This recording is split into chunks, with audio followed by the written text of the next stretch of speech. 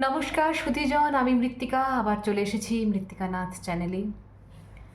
যে প্রসঙ্গ নিয়ে আলোচনা চলছিল সেটি বাংলাদেশের গল্প লেখক শ্রী অমলেশ মুখোপাধ্যায়।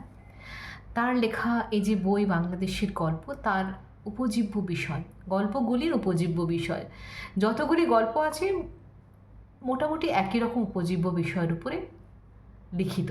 তার একটি প্রধান যে উপজীব্য বিষয় সেটি গিয়েছে যে বাংলাদেশে যারা সংখ্যালঘু তাদের উপরে সংখ্যাগুরুর একটা শ্রেণীর অত্যাচার, 1 নম্বর বিষয়।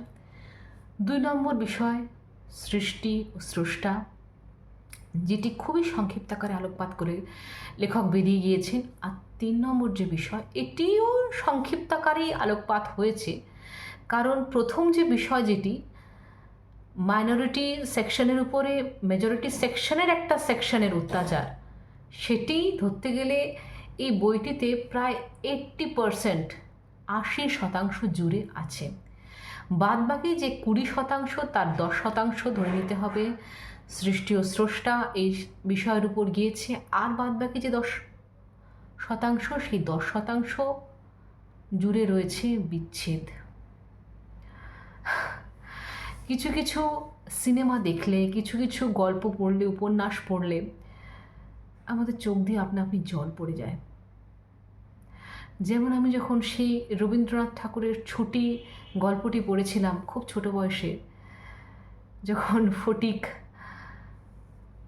মৃত্যুশয্যায় ঢলে গিয়েছে, মারা গিয়েছে সেরকম কিছু বইটিতে গল্পটিতে লেখা ছিল না, কিন্তু মনে হচ্ছে যেন সে এবার মারাই যাবে। তো সেটা পড়তে পড়তে প্রথমবার যখন পড়েছিলাম যেন আকুলভাবে কেঁদে ভেসে গিয়েছিলাম।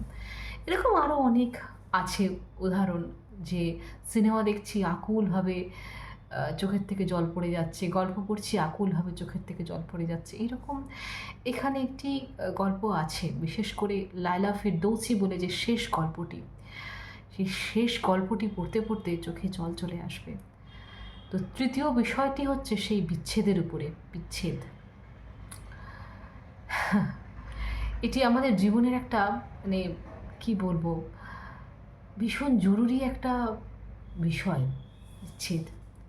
আমরা বিচ্ছিন্ন হয়ে যাই, আমরা বন্ধুর থেকে বিচ্ছিন্ন হই, আমরা ভালোবাসার থেকে বিচ্ছিন্ন হই, এবং শেষ অবধি আমরা এই জীবনের থেকে বিচ্ছিন্ন হয়ে যাই।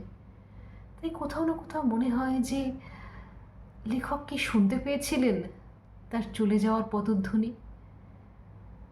তাহলে কি করে এভাবে কিভাবে এভাবে যে শেষটা করলেন, শেষের তিনি রবীন্দ্রনাথ ঠাকুরের ওই গানটি দিয়ে শেষ করেছেন। যে 2টি গান আছে এখানে, একটি যে ভরা থাক স্মৃতিসুধা, আরেকটি আমার যেসব দিতে হবে সে তো আমি জানি। 2টি গানই ভাবলে মনে হয় যে খুব লেখক যেন শুনতে পেয়েছিলেন যে তার যাওয়ার এবারে সময় এসে গেছে। মানুষ শুনতে পায়, এটা আমি শুনেছিলাম, তবে এখন যেন আরও অনেক বেশি স্পষ্ট করে মনে হচ্ছে যে লেখক শুনতে পেয়েছিলেন। তো এই ছিল ওভারঅল আমাদের বাংলাদেশের গল্পের বিষয়বস্তু। আশা করি আপনাদের সকলের ভালো লাগবে। বইমেলায় স্বপ্নের কনভয়ের টেবিলে আপনারা ডেফিনেটলি বই পাবেন, নইলে অনলাইনে পেতে পারেন। আমার সাথে একটু যোগাযোগ করে নেবেন, কেমন?